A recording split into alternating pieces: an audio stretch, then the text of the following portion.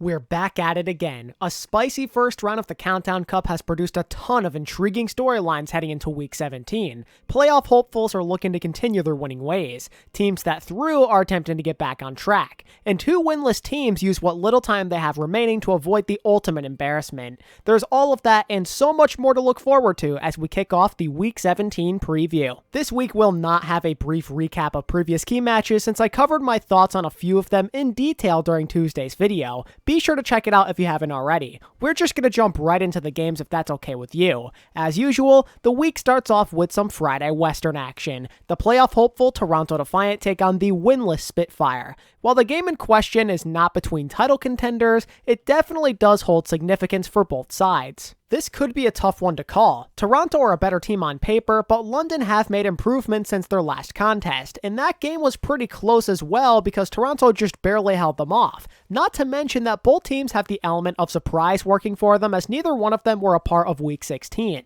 If they don't know what to expect, it could be difficult to draw up a good game plan. In theory, this would be a good opportunity for the Spitfire to strike, but I for one think this could be a decent meta for the Toronto Defiant. It's always good when Hisu gets to play the Sombra, then throw in the Aspire Tracer, and suddenly, London might be in trouble. But hey, maybe they'll be ready. If London can make better use of Ball or maybe the Orisa comps, they definitely do have a shot. But I personally do not have complete trust in the winless team. I don't know about you guys, but it doesn't feel like the right time yet. I predict a 3-1 Toronto victory. There is upset potential here, but again, this Defiant team truly might feel in their element here. If they were to force Winston, then maybe London could take them down, but I doubt KDG is going to make such a silly mistake. They'll play the right thing in the end, and I think they will succeed. The pressure is definitely on them, but they should handle it. Closing out Friday is Boston versus Vancouver. Funny how things work out sometimes, you know? We have both winless teams taking the spotlight on this specific day. It's like the Overwatch gods planned this. Maybe that means some magic will be in the air. Or, if you're not superstitious, you likely aren't feeling that optimistic, especially about this one. It's the worst team in the region, arguably, versus one on the rise. The result seems pretty clear-cut if you ask me. Boston seemed comfortable on both aspects of the meta. On the other hand, Vancouver may struggle at times. They might look okay on Pharah and or double hit scan, but the moment they need a Sombra is when I kind of start to worry. I do not believe Lynxer or Teru are super well known for their Sombra. Dalton is probably the best they have to offer on the team, but he also kind of needs to take care of the Tracer duties. Throw in a tank line who could get bullied every other fight, and Disaster seems like it's right around the corner. I am going with a sweep in favor of the Boston Uprising. With the way Boston have performed as of late, Vancouver should be a breeze. They took care of them with relative ease the last time they played, and I see no reason why this match would be any different. It might be more of a blowout if anything, because the Uprising have improved a lot since last time, and they have playoff hopes on the line. They can't afford to be messing around. I fully do expect them to take care of business as they send Vancouver one loss closer to a winless season. Saturday in the East is where things get tough though, because the Philly Fusion, first off, play the NYXL for the third stage in a row. This rivalry has been epic, and playoff implications are on the line, so let's call this one a key match. So far, the Fusion have had zero luck against these guys. The NYXL seem to have their number. There could be a difference this time around though, because Philly might be in a better state of mind compared to those other two matches, which could mean we're in for a closer contest. Not only that, but I genuinely believe the Fusion played better last week. They looked more dominant. It's no knock on the NYXL because they looked pretty good as well, but if we're being honest, they definitely did look kind of sloppy at times in both of their matches. On the other side of it though, the NYXL might be well prepared for a team they know very well at this point. They're confident they can beat them, and that may be the difference. This game is difficult to judge. Philly feel overdue for a win against this team, but they also haven't played consistent Overwatch in what feels like months. It's very hard to trust them. I don't know what to think. Maybe it's the Philly hopium speaking for me here, but I am going to believe in the Fusion to win a close 5-map series. Just from looking at their expressions from the Shanghai game, they seem happier right now. Their state of mind is a lot different. If they're having fun, I think they might be clearing some sort of hurdle finally. With Pharah at their disposal, plus Shockwave to potentially play Sombra, I think Philly are a bit more well-versed to deal with the NYXL this time. If Carpe and Alarm pop off the way they did last week, the Fusion should be able to take control. But again, there's there's no way I can confidently claim this. For all I know, last week could have been a major fluke. The NYXL have been their kryptonite after all. This has the feeling of some sort of trap game if you're Philly, hence why I decided to play it safe. If the Fusion come out with a win, I am expecting them fully to have to earn it the hard way. This could be a huge mistake, but I am riding the Philly hype train. The next game on the schedule is the Seoul Dynasty versus the Shanghai Dragons. This is such a weird time to predict games involving the Dragons, because after what they showed us last week, clearly they are done trying until the start of the playoffs. They have nothing to play for, so there's really no point in overexerting themselves. And yet, because they're the Dragons, they might decide to win anyway just because, well, why not? It nearly happened against the NYXL after all. They could easily wake up and say, I feel like bullying the Dynasty. It's a possibility, but I doubt it's going to happen. The Dragons don't want to overexert themselves. So realistically speaking, the Seoul Dynasty should be favored considering they still have something to play for. If Seoul lose this game, they are either throwing or the Dragons hate them. If Philly and the NYXL can beat them, then so can Seoul. There's really not much else to say. It's hard to compare two teams in detail when one is clearly not trying as hard as the other. I might regret saying this, but I am picking the Seoul Dynasty to defeat the sandbagging Dragons in a 3-1 effort. If Shanghai try, I pick them all day here, because they are the best in the league at Sombra Tracer Wrecking Ball, and they can get good use out of Pharah because of Fleta being on their roster and all. But if they're not trying, they're likely going to bring in some bench players, which means that Seoul should be able to capitalize. Closing out the Eastern Conference games on Saturday is a game that's a bit more easygoing when the Chengdu Hunters play the Guangzhou Charge.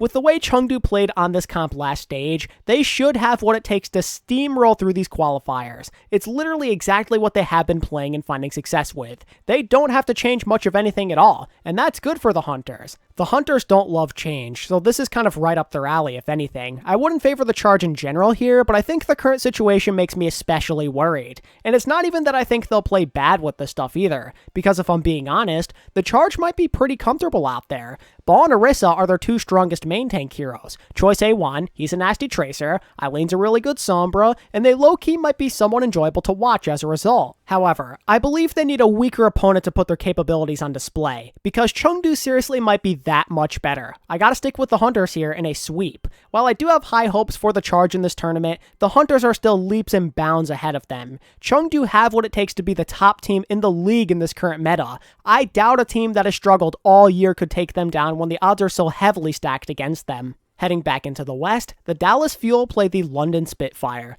This game could prove to be somewhat interesting if Dallas decide to not put in a ton of effort. London are desperate to win a game after all. With a little luck, some magic could be possible here. There's a lot of potential for Sparker, Shax, and Blase to do some damage in this kind of meta. The issue is, even if Dallas aren't going at full throttle, they still do hold most of the cards. They're just way better, it goes without saying. They still nearly went 2-0 last week, so clearly they care at least a tiny bit, and if you ask me, I doubt Dallas wants to be that team who loses to someone who's winless.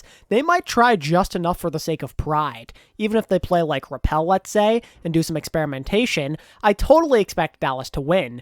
I have the Fuel taking the series in 4. No hate on London, but I can't exactly trust them to beat Dallas no matter what the circumstances are. They're better off preparing for Toronto because that game is way more winnable. Unless the Spitfire are secretly gods at like Wrecking Ball or the Orisa Diva comp, I suspect they'll be in for one heck of a battle, seeing as they basically get diffed in pretty much every way possible against the Fuel. Transitioning to the next game, we've got the Florida Mayhem versus the Atlanta Reign. Under normal circumstances, this is the type of rivalry matchup to look forward to, but Florida's current situation is anything but normal. We don't have a clue what to expect thanks to Florida's main tank issue.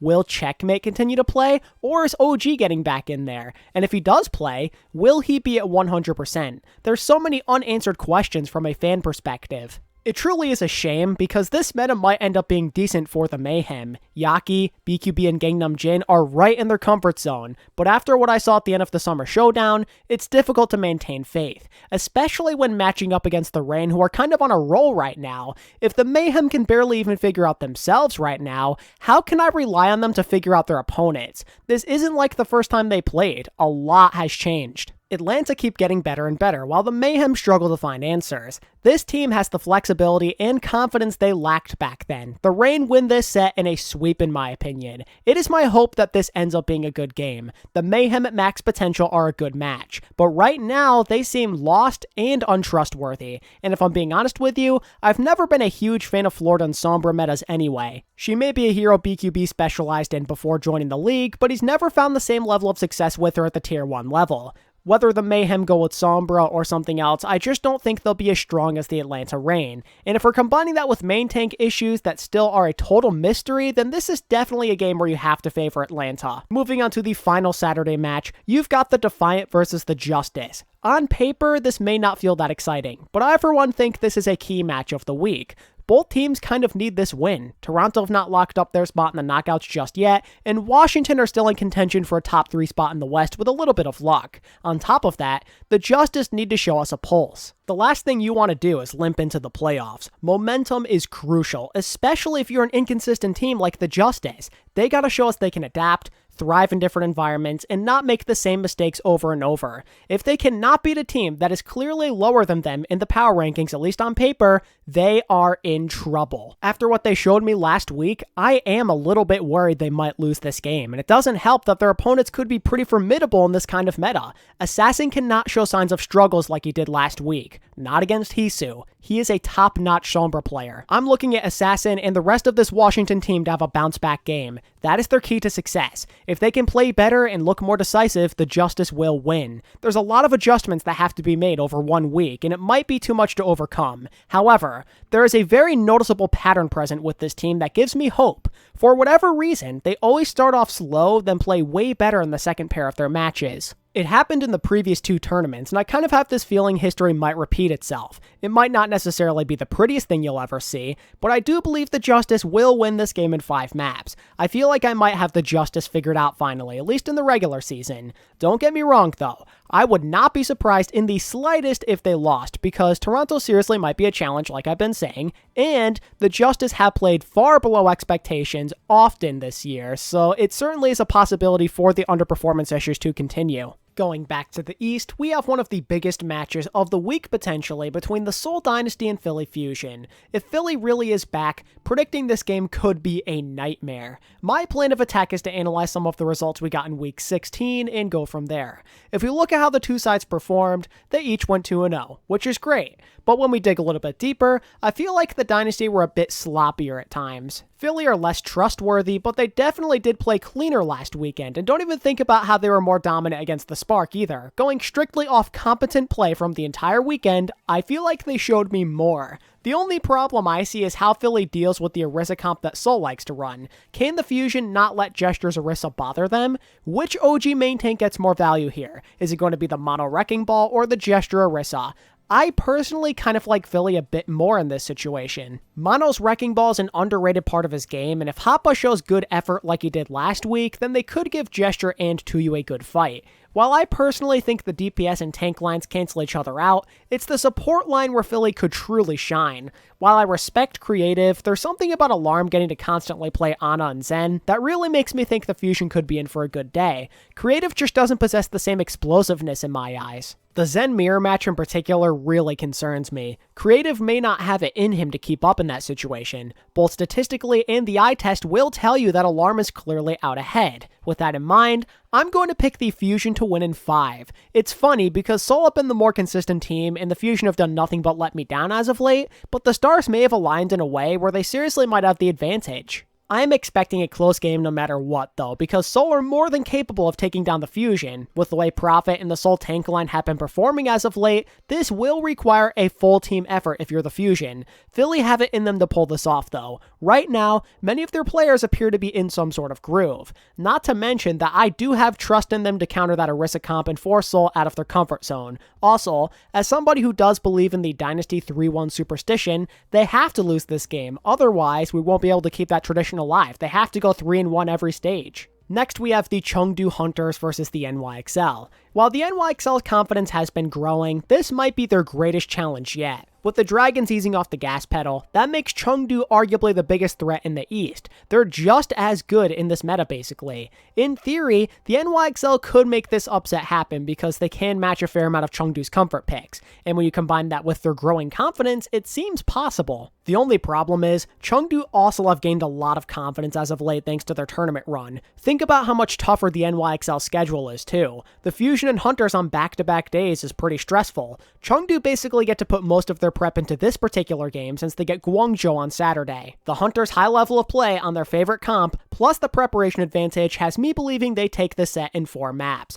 If Chengdu suddenly sucked, I would be shocked. This seems like the perfect opportunity for them to dominate, and I do not see them letting it go to waste. Closing out the East for the weekend is the Charge versus the Dragons. Once again, we gotta think about how much effort the Dragons plan to put in. The Charge could make it a good series if Shanghai decide to take it easy. Guangzhou have at least some kind of potential in this meta, I would say, as it's not overly reliant on long-ranged hit scans. Their DPS in particular could thrive, but even with all of the potential ways to win and their advantages, I still do have my doubts. The Charge have just played so poorly this year. A Dragons team not at 100% could probably take care of them with ease. If the NYXL could barely win their set against Shanghai under the same circumstances, then it's difficult to imagine the Charge struggling any less. If the Charge win this game, it will be close. Even with Who Are You and Develop in the game, the Dragons still might pop off anyway. Since the Dragons are not going all out, I say they win 3-1. It's been a rough year for the Charge. They are desperate to win games. They'll take whatever opportunities they can to try and win. Rarely winning is a very sucky feeling, so the Charge will certainly go down fighting, you'd have to imagine. Now let's talk Boston versus Florida in day 3 of the NA matches. Again, this is something I would usually get excited for. A Florida game in a meta where they have potential, that sounds like a good time. But saying I am optimistic right now would be a lie. Florida worry me greatly. Even when they still were playing OG, Boston still rolled over them in recent memory.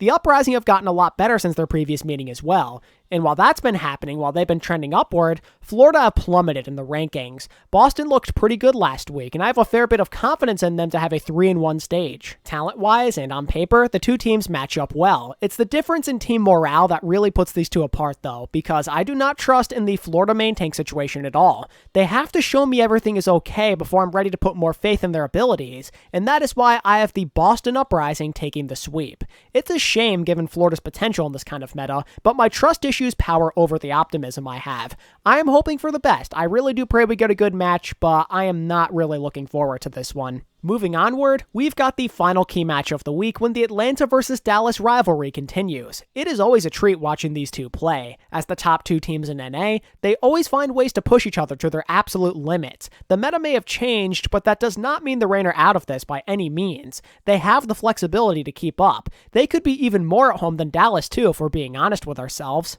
It's that Orisa comp. It could be a difference maker. Gatorkai and Iris are insanely terrifying when they break that out. Dallas feel a bit more one-dimensional to me. They do ball comps with a little bit of Winston plus the typical Sombra, Tracer, Pharah. Then the Reign, though, they're more willing to play other stuff while being around the level of Dallas on the ball stuff, if not a little better.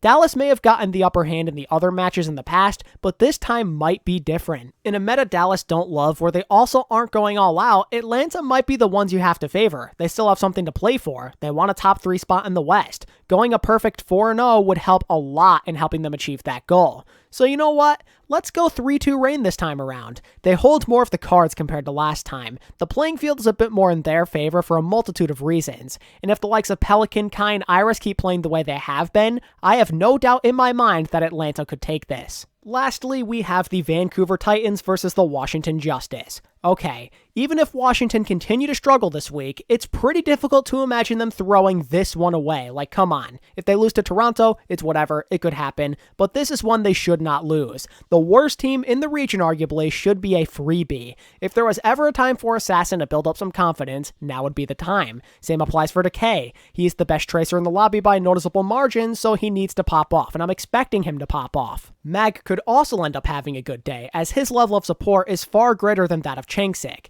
Even if Mag doesn't play as aggressively as he needs to, everything should be okay. He could have a way better day just by making some better decisions. The Titans are an indecisive bunch themselves, so the Justice should be able to get away with their typical playstyle here. The Justice should be able to do basically anything they want as they take a quick 3-0 to end their qualifier on a positive note. I would like to see the Justice push a little bit out of their comfort zone. Don't just continue to do the same stuff you have been. Experiment. Vancouver are not a super punishing team, so this is the perfect opportunity. Try being more aggressive. Use different styles and callouts and compositions. Figure out some problems in real time.